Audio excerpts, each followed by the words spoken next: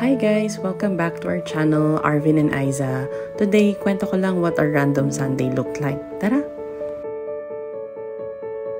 So, we started our morning with our usual omelette breakfast. Habang kumakain, bigla akong inaya si Arvin. Babe, tara! Punta tayo sa Jameson Market para makapaglakad-lakad lang. Ang ganda kasi ng weather that day.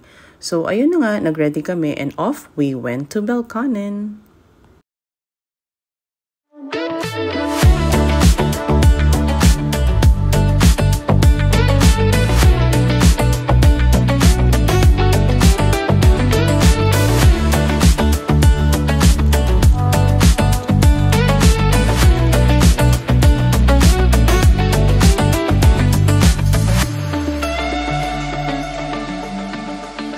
So, every Sunday pala may schedule ang Jameson Market and sobrang daming pwedeng tingnan. Pagdating pa lang namin, naamoy na namin agad yung barbecue from one of the stalls. Grabe, nakakagutom. Nag-ikot nga kami and ang daming fresh produce. From gulay, fruits, seafood, meron ding mga household items, second-hand clothes, plants, and flowers.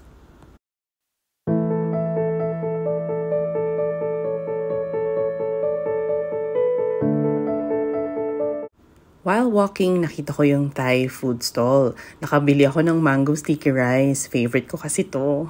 Purple yung rice.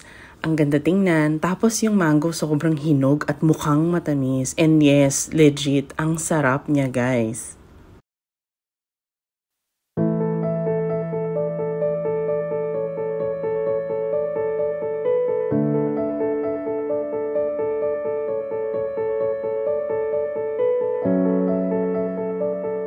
Tapos nagulat kami, may 3 Pinoy food stalls pala doon. Last time kasi when we went there, isa lang yung nakita namin. Nakaka-proud lang makakita ng mga Filipino businesses dito sa Canberra before kasi sobrang bihira ng mga ganito. Hindi na namin trinay yung dalawa kasi nga, yun nga, medyo busog pa kami and we're shifting to a more plant-based diet lately. Pero guys, if mapadaan kayo dito, check them out ha. Parang taste of home.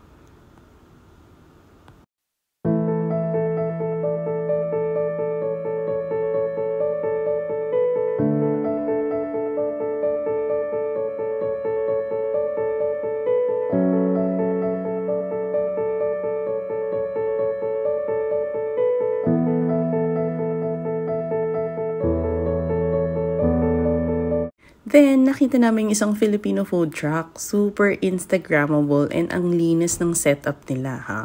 Lahat ng typical Pinoy breakfast meron. From silog, goto, tapa, name it, they have it. Pero, ang pinaka nagustuhan talaga namin, yung peachy-peachy at suman. Sobrang rare nito kasi normally frozen to makikita mo sa mga Pinoy stores. So, mukhang masarap. Kaya, ayun, binili namin. Yung food truck pala is owned by Kuya Ray and Ate Maribel at ang pangalan niya is Pinoy Catering. Sabi nila every Sunday nandito sila. So, yun lang, medyo lakad lang kayo ng kote from the main entrance kasi nasa bandang dulo sila.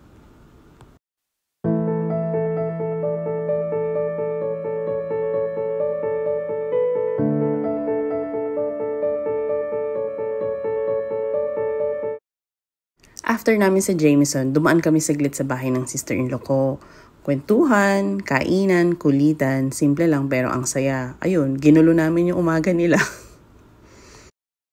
Pag-uwi namin, sabi ko na naman kay Arvin, tara mag-jog naman tayo. So ayun, nag-base na naman kami, lumabas, tapos bigla namang umulan. Nakakainis nga eh. Pero ganito talaga sa Canberra, paiba-iba talaga yung weather. Parang yung mood nating mga babae, no?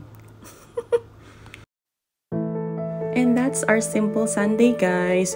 Usually busy talaga kami kapag may church gathering. But today was a reset and recharge day. Maganda rin yung ganito para makapag-prepare for another working week. So, thanks for watching, guys. See you on the next vlog. Bye!